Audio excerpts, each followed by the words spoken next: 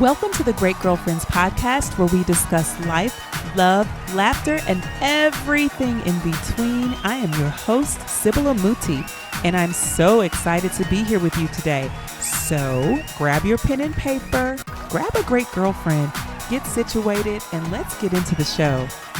I'm so excited to be here with you today, live in our Facebook community, having a very, very necessary conversation powered by HealthyWomen and Merck. And I'm joined with two women who I now feel quite connected with. We all agree that we are not feeling the cold weather that is taking place around the nation.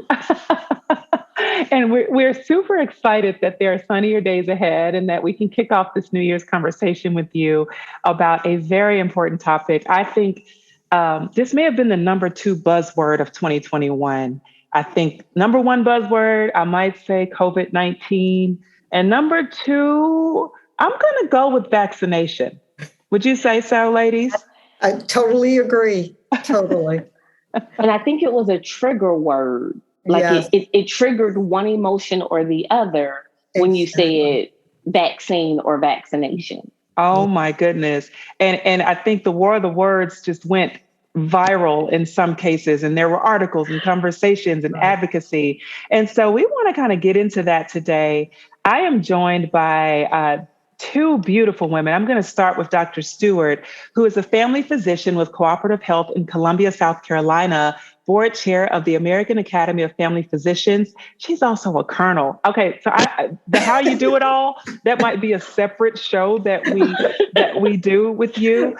But she's been practicing family as a family physician, for oh my goodness, how many years here, Dr. Almost Stewart? 20 years, yes. Almost 20 years. Yeah. Wow. Yeah. Oh my goodness. And you serve as lead provider and HIV specialist. As a member of the AAFP since 1995, Dr. Stewart has served in several leadership positions at the state and national level. She has served on numerous commissions and committees, including as a member of the AAFP Commission on Health of the Public and Science, past chair of the Commission's Tobacco Prevention and Control Advisory Committee, board liaison to the Commission of the Federal and State. I want to get this down to the ground. Don't worry. Policy, Commission on Finance and Insurance, and Commission on Continuing Professional Development. She's also served as AAFP Board of Directors representative on the AAFP Foundation Board of Trustees.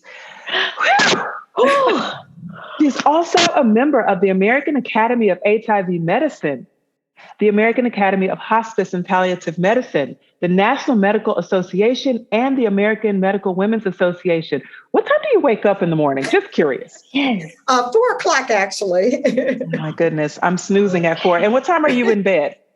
Usually by 10. So oh my goodness. Early. All in a day's work. And yes, she's born and raised in Cleveland, Ohio. And I love that you say you've committed your career to ensuring uninsured and low-income families have access to high-quality health care. Talk about a devoted career. Talk about a committed career. And I can't wait to see what you have learned across your years of experience and commitment to healthcare. So thank you for being here today. And thank you for your expertise and your commitment to our communities. Yes. Thank you. Thank you so much. Thank you. And now we have the lovely Janaé Willis-Beard, who is a Dallas-based and purpose-driven entrepreneur, educator, and community advocate determined to use her heart, savvy, and 15 years of management experience to uplift and equip marginalized communities. As a certified business management coach and CEO of Beard Marketing and Management Firm, Janaé partners with businesses to define, set, and achieve business goals and strategies for growth and sustainability. Willis-Beard's career has afforded her the opportunity to build a niche specialization in the food and beverage industry, as well as the medical field. She takes tremendous pride in being able to equip those who serve our community most with the tools and resources for kingdom-driven business and acquiring generational wealth. In addition to her work as a mentor and business coach, Willis-Beard is an active community member, a devoted mother to 5 children, great girlfriends, aging in range from 21 to 20 months. Okay? And she's a wife. Amen. Wow.com. Okay. Thank you so much for being here today, for taking out time from all that you do to share this conversation with us today, great girlfriends. Thank you. Thank you, Sybil, for facilitating this. It's much needed. So it's important that we ask and answer these questions. So thank you. Oh, it's my pleasure. I have to say, I'll start first. I'm a vaccinated kid from the 80s. I got the card. I got every one of them under the sun. I don't know what they meant. I don't know what my mom's choice was at the time, other than I think she trusted that our physicians knew what was in best interest. And she wanted to keep her children safe as we went out into the world and started to integrate with other families and other children. And it was a choice that she made at the time. And I think there was also a bit of commitment that was required to go into school. And so before we started school, we got our vaccinations. And it was never a complex topic until 2021. And I feel like the complexity of vaccinations became real for us, and the matter of choice became real. And, we're having another year being shaped by a pandemic, which a lot of people have been missing their annual appointments and been missing their vaccinations. I want to know, from you, Dr. Stewart, what does that mean? What do you hear when you hear me say that people are missing their vaccinations, they're missing their annuals, they're questioning the validity of vaccinations and how they impact us? What does that mean to you?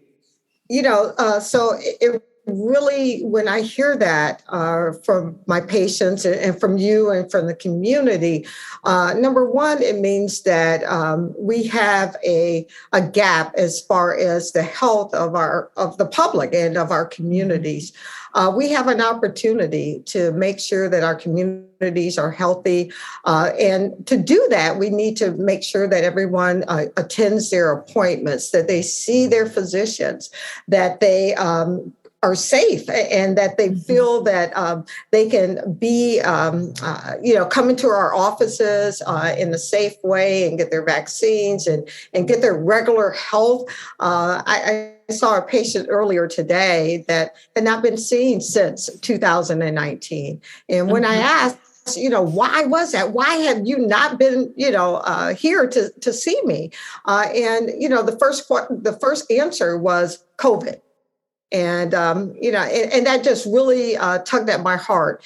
And I said, if you have any issues or concerns, you need to reach out to your trusted professional, your clinician, your family doc, who I am, and, make sure that I'm able to sit there and listen to your concerns to find out what is preventing you from getting the care that you really need.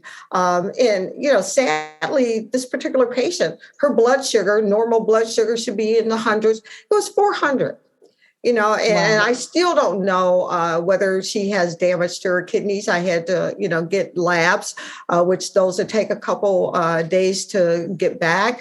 She has not had mammograms or pap smears. And, again, that really impacts the health of not only her, but her family, of the community. And I told her, I said, if you don't keep your health under wraps and make sure that you're doing what you need to do, then you won't be there to take care of your children. You won't be there to take care of your husband. You won't be there to take care of your parents or your grandparents. And then, there's others who are definitely impacted, within our communities when folks are missing their vaccines. And we've seen kids who are truly behind in their vaccinations. And most of that is because of the fear of COVID coming into the offices. And that started, in 2020. And so now we're playing catch up. Now we're trying to ensure that patients can come to the office and they can be seen, in person, because vaccines need to be done in person. And, making sure that we get the care that they need and to keep them healthy. We have, as a country, has been so focused and spent so much money on sick care. Once people get sick. Then we have to, turn on all these gears and get folks into the hospital and do all these things. We need to put more money and more emphasis on prevention, and vaccines as a way to do that. Mm-hmm. I think what's interesting for me, Dr. Stewart, I see the conversations and I hear a lot of questions about, why would vaccinations for, diseases that have been eliminated be so important? Polio.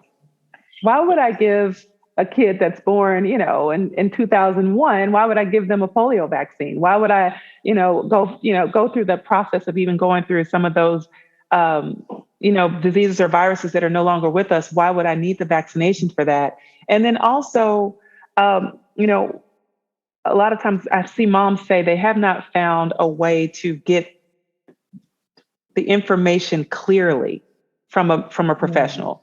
I'm given a list of vaccinations that are required, but I'm not given the why. And then there's that, I got 15 minutes with the doctor. The doctor doesn't have time to really break that down for me, but they're forcing me or they feel forced into a decision. So that pressure cooker really kind of makes people stirred up. And I kind of wonder from you, why is it so important? Why would we backdate? And then why, how can we get the why down so that women really understand, or parents are able to understand? Right. It's really important to realize that, those diseases that we have been able to eradicate because of vaccines, if we fail to continue to vaccinate, they will resurge. They will come back. Wow. And so we have to continue to vaccinate our babies, our teens, our adolescents. Everyone has a vaccine that they would need based on their age, based on their medical condition. And again, I tell my parents, and I said, the only way for us to keep those diseases at bay, to keep them from being able to come alive again, is to keep those vaccinations there and to keep our communities vaccinated. Our academy has a wonderful saying, and I love to say it. We have to continue to build a community of immunity. Make sure that we keep our communities immune so that we keep them healthy. You have probably heard this term, herd immunity, and that is a way that, communities are actually immune either through vaccination or disease. And keeping those numbers and keeping the immunity up keeps those diseases away. And we do not want, polio and all these diseases that we were able to, not see anymore in the United States. We don't want them to come back, recognizing that our country is transient. People come from other countries and, their immunizations are different than ours. And so they may even bring a disease that we have eradicated here, here. And if people were not immune to those things, then they would acquire them and then they will pass them on. We're seeing this with COVID right now. Yeah. The Omicron. For those individuals who are not vaccinated, we're able to, see these variants, just come up. They're able to grow and they're able to, come and impact our communities.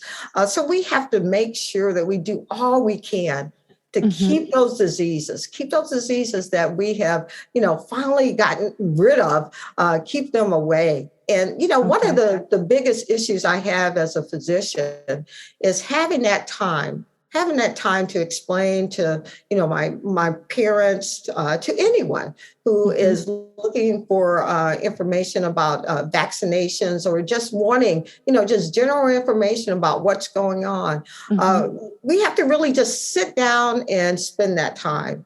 And I can say as an African-American physician, it's really important in my community because most of my patients, when they see me, they trust me and they feel that, I have many of the lived experiences that they have had. And so being able to explain to them, in layman's terms, what's actually, what the importance of vaccinations are, what's safe, what's, what side effects they may potentially see, and just giving them an honest answer. And again, that honest answer from, that trusted resource. And for things that I may not know, I'll say, hey, I'm not sure on that, but I'll look it up and I'll give you a call later.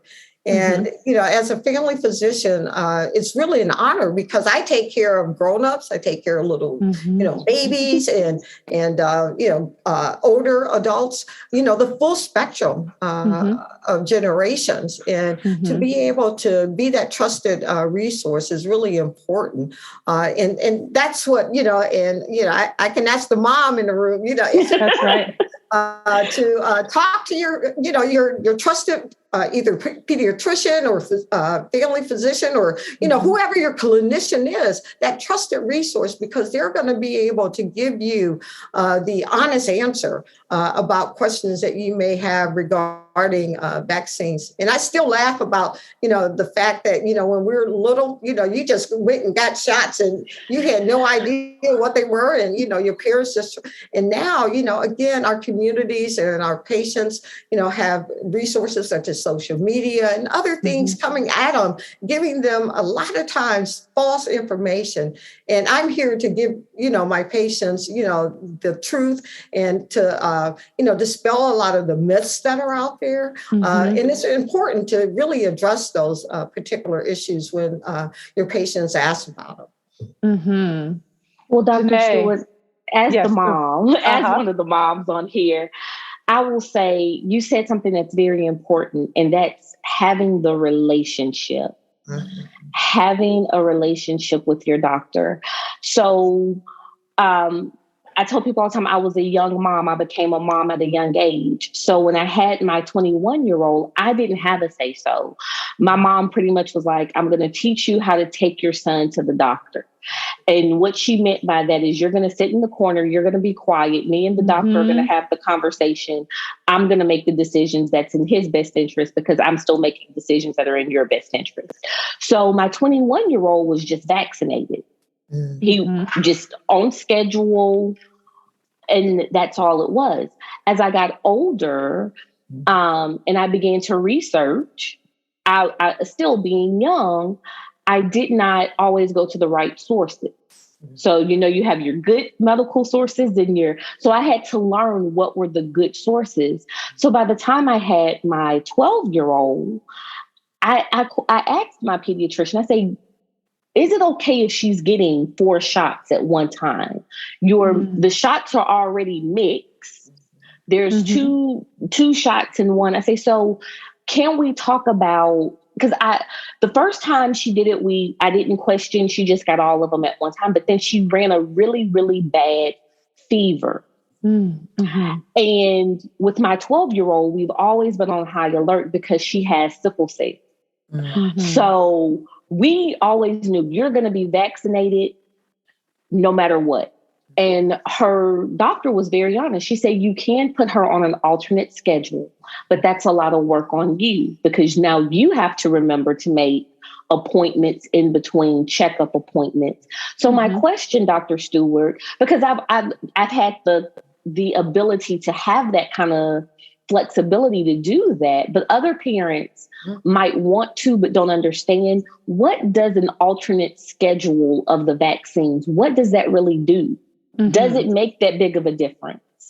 The biggest thing, is to make sure that, and this is a conversation that you need to have with your trusted clinician, because they know, your child, they know you, they know the family, they know what is, and I tell my patients, I'm there to, give you the information. And we make a shared decision about what is best for you and what is best for your child. And so that's a conversation, and what may be a alternate schedule for, this child may not work for this particular child. And so having that conversation and having that relationship is truly important, and making sure that if you have any questions that you have the courage to ask your clinician about that particular issue.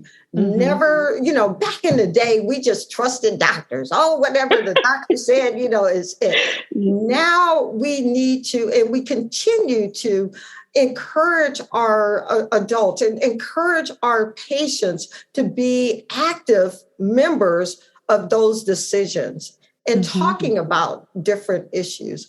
I have, like, for individuals who now have to catch up on so many of the vaccines that they miss. There is something that, and I can share with you, but there is a printed, catch-up schedule. If junior misses DTaP at this age, then this is what you do. Those things are already laid out, and that's based on scientific experience and things that have been, tried in the past, shots that are now, 4-in-1. We didn't have those a long time ago, but they have found that those can be mixed together. Remember back a while ago, you couldn't give 2 shots with COVID. Now you can give your flu with COVID, at the same time, at the same day, so those are things that we learn. And as a physician, those are the things that I have the ability to tell my patients that we are learning. And, as things change, what is now probably wasn't, true a while ago. And to be that educated resource, as you said, there are so many resources out there that individuals, I love to, talk about, Dr. Google and Dr. Facebook, Dr. Auntie so-and-so, and this person and that person, That's but, right. I understand where they're coming from.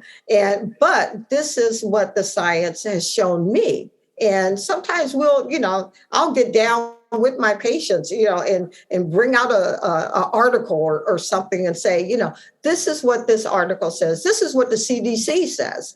And that's been, challenging now because they constantly change. But again, being that person who is educated, who keeps up with those changes so that I can adequately and appropriately inform my patient what is the right thing to do.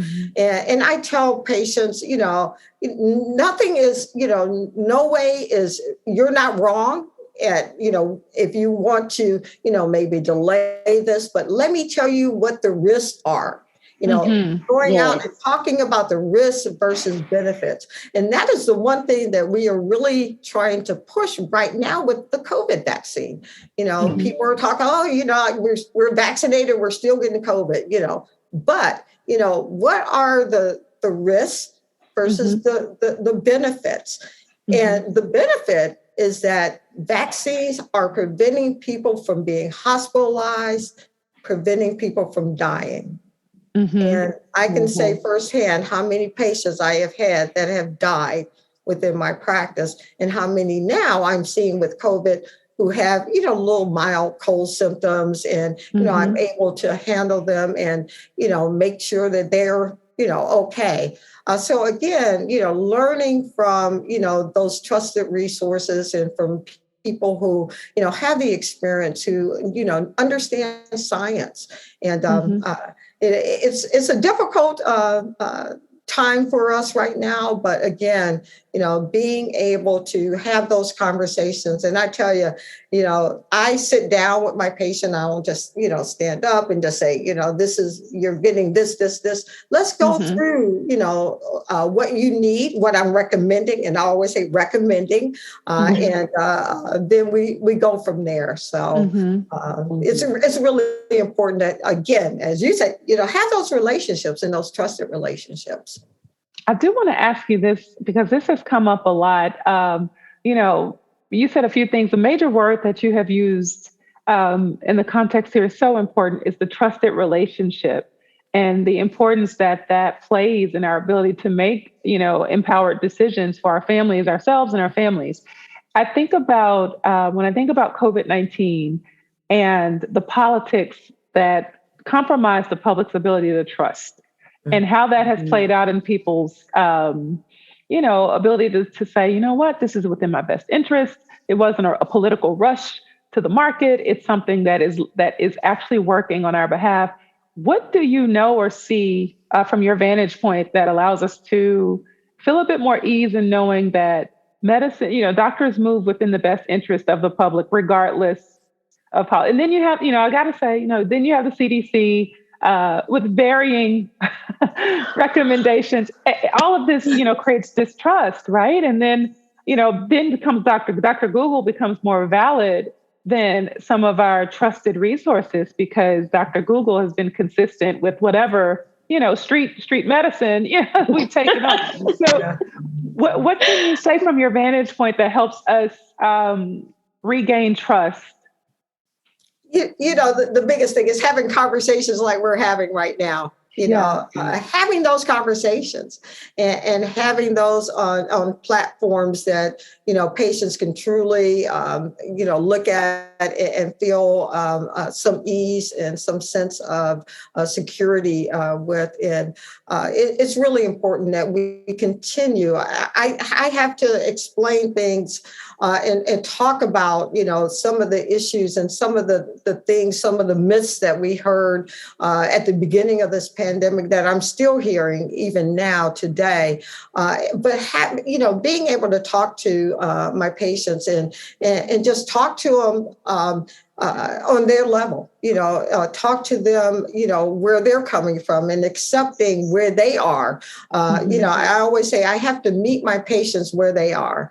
And I have a little advantage. I tell some of my patients, I said, I was born and raised in Cleveland. I don't know how many Clevelanders are around, but, in the housing project. So in the hood, I said, so I can come from that vantage point. I can come from, the middle class vantage point, and then I can come from, the Dr. Stewart, let me talk to my doctor, or I can come from my military, so, she's got range. She got range. You got to meet your patients where they are. And it's really important that we are out there and we're out there in the community. And that's another thing, being out there in the communities, being part of the communities in which you serve is so very important because, again, that gives our patients the opportunity to feel that they can trust what you say, because they're constantly, as you say, they're being bombarded with so many myths and things that we know that are not true. But again, talking about what is, today. And we have to keep doing it. As a physician, I have to continue. I can't just stop, saying, okay, I can't talk about this anymore. I have to continue with each visit, with each patient experience, talk about these very issues and make sure that, I address their issues, their concerns, their questions. I had a patient again, I'm still working earlier today that, had a lot of questions. And I just told her, I said, Miss Smith, guess what? I'm going to call you later on when I'm on my way home, and we'll be able to discuss those issues. Because right now I got to get going. I have to do so. So again, having those conversations. It's important.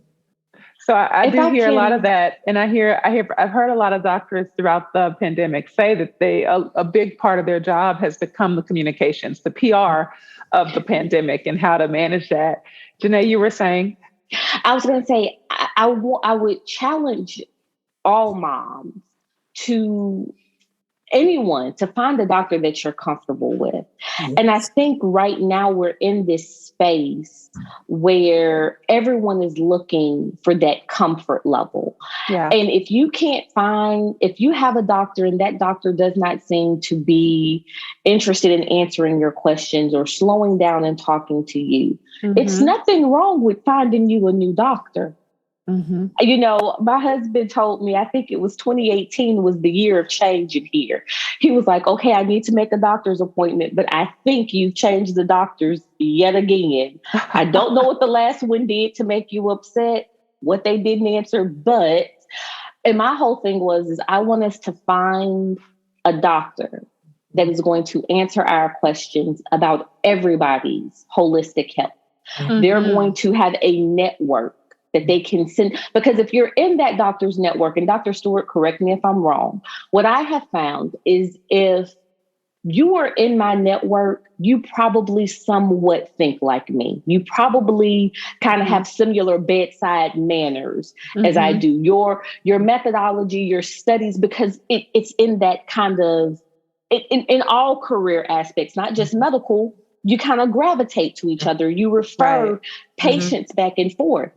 So I think this is the time for us to stop just sticking with what we've had because we've had it for so long and find what works for our home and our family. Exactly. You know, I had one child at one doctor and another child at another doctor because that's how it happened until we found one pediatrician and I was like, oh, this is perfect. She can speak boy language and she understands my daughter and her hormones and my son and I call it his alien ways, you know, so they make it make sense for us. Yeah. So I just think that having that space where you are comfortable is important.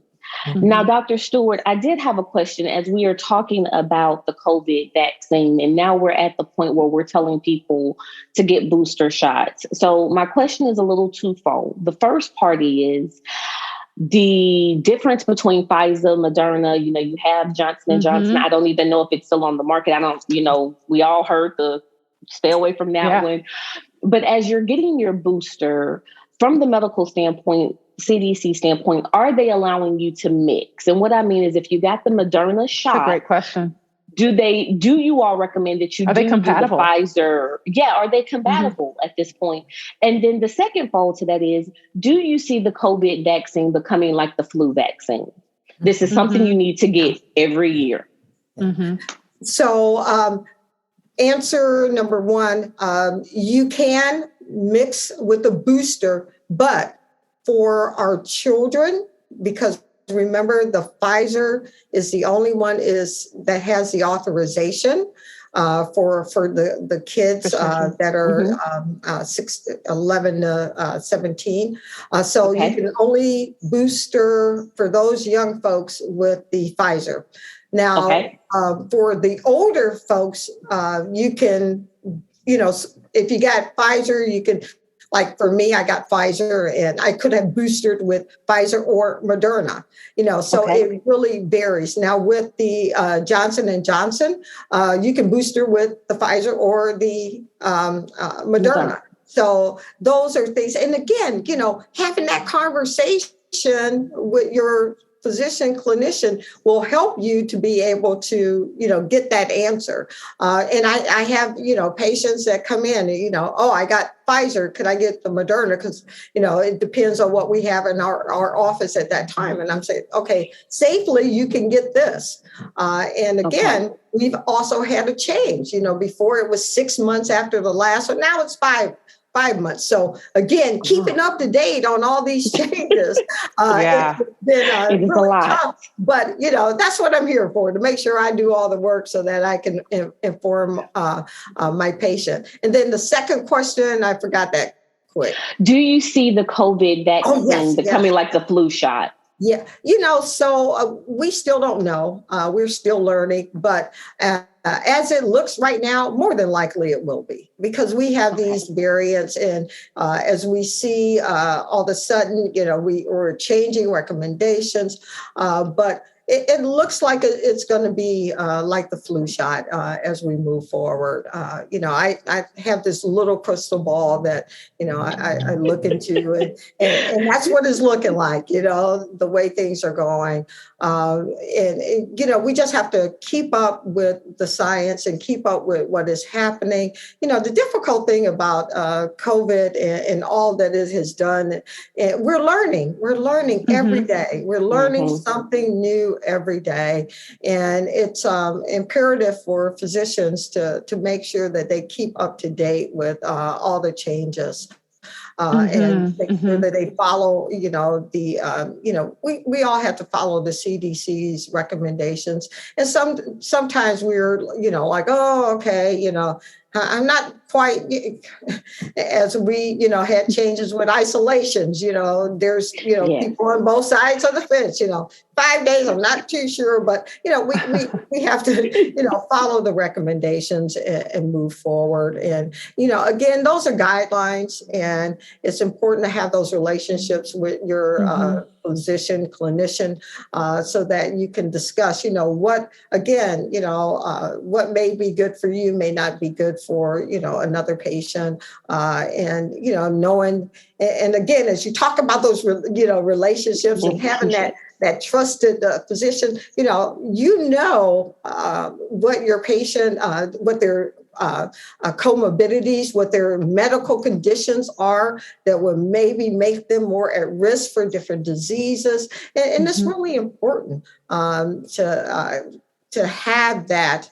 And I tell everyone, and this is me being, the family doc that I am, everyone needs a family physician. We take care of everybody, but you need somebody, you need somebody. And when you talked, I was kind of laughing inside when you talk about relationships and, have to have that matching personality with that patient. I had a patient yesterday was like, I am tired of waiting 2 or 3 hours for you, Dr. Stewart. I'm going somewhere else, and I was like, oh, please don't, but I understand. I have so many patients, and sometimes, because I do spend time with them, they end up waiting. But he ended up making another appointment. I didn't think but it's just, and again, having those relationships is so important, and making sure, I tell you, I have some generations of folks that I'm caring for, kids that I delivered. And I'm still taking care of them, and they're grown-ups and taking care of their parents and their grandparents. And that's the unique thing about family medicine. And so, I am just so honored to be a family doc, but again, it's, having the opportunity to have those relationships with our patients, to be part of their health, to be part of their families is just so important, especially now. Because, we see so many people who are hurting, so many people who, mental health is a big issue. And that's something that, I'm able to address as a family doc. And it's been tough. These last 2 years plus has been really tough on many of us and our kids. They're going through a lot of stressors as, we continue to, in school, out of school, in school, virtual, it's just, it's tough. But, the biggest thing that, I think that we have to do is get everyone vaccinated, get everyone vaccinated so that we can get out of this pandemic. And until we do that, I think we're going to have some surges and some, variants that come out, and who knows, what's going to be next. I heard on the news today talking about a fourth booster. I was like, oh, no, more information. So. Yeah, I think about that, and I go back to the data where it shows that the numbers are higher, the COVID numbers are higher in unvaccinated communities than they are in vaccinated communities. So, if at all, our trust relationships fail with the politics of the day or the media source of the day, the data gives you the insight that you need to kind of choose what's in the best interest of yourself and your family, and your community. And I'm not a physician. Would I ever tell someone to vaccinate? No. But would I always tell you to pay attention to the data? Absolutely. Let the data be a way, and then in terms of building that relationship, like you said, Janaé, having a baby, a 20-month-old, all the way to a 21-year-old, having a daughter with sickle cell anemia and having to make choices over and over again to find that compatibility. I think what you've shown me is that it's a play-by-play choice, but what always stays at the forefront of your mind is what's in the best interest of your family. And how do you at all times put that above, how a person may feel about your different choice in doctors, or, your husband's like, where are we now? Because you are making, you are guiding those decisions. And I also saw data that said that, women are really shaping those decisions for the households.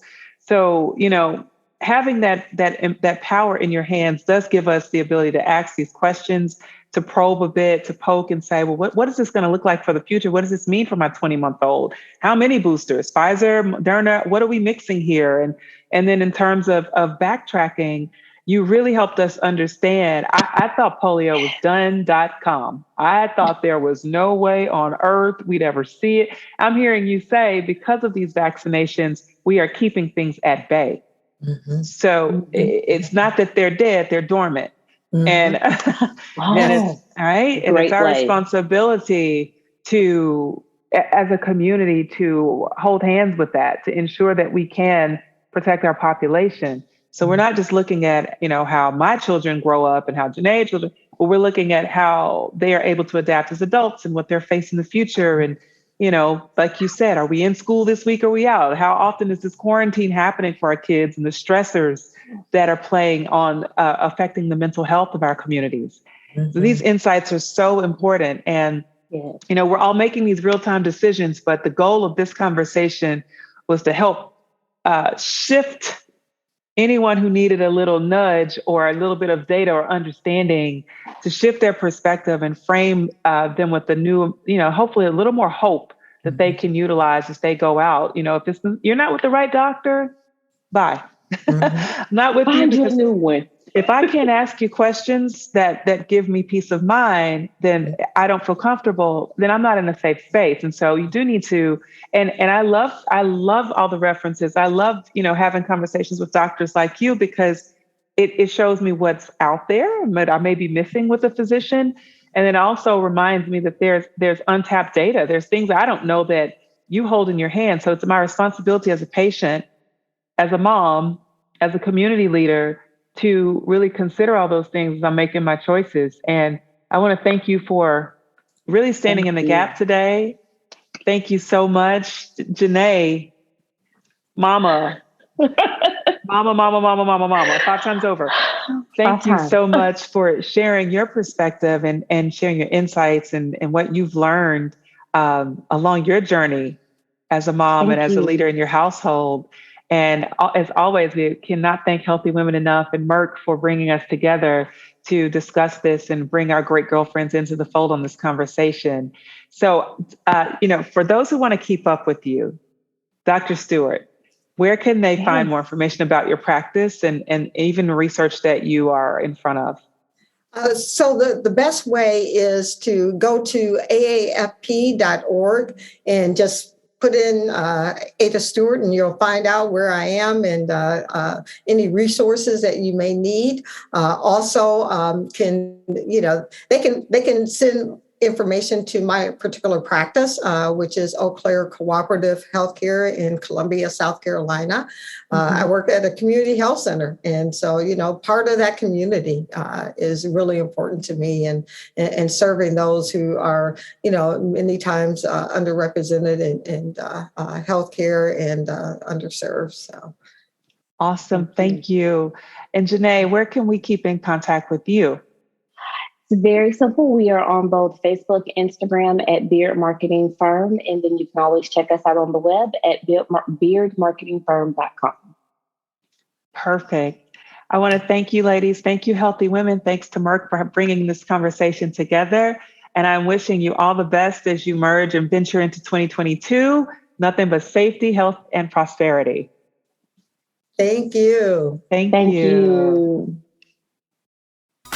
Great girlfriends, did you enjoy this week's episode of the podcast? If so, would you please give us your amazing review on iTunes? Every single review helps another great girlfriend get plugged into the podcast, into the community.